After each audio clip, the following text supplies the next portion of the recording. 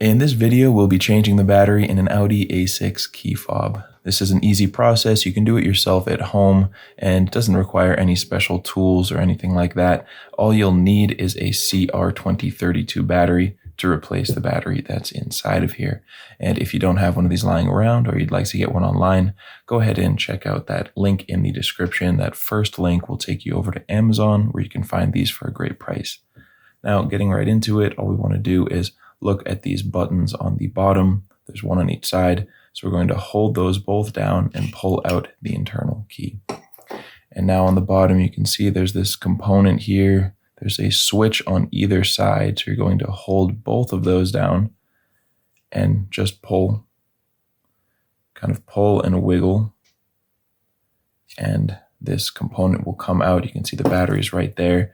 So you just flip it over, pull the battery right out.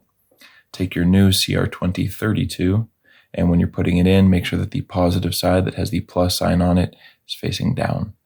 And just set it into place like that. To put this back in, if the buttons are facing up here, the battery will be facing down, and you'll just slide it in and push down until you hear that click. And now we can just put the key back in there, snap that into place, and we are finished.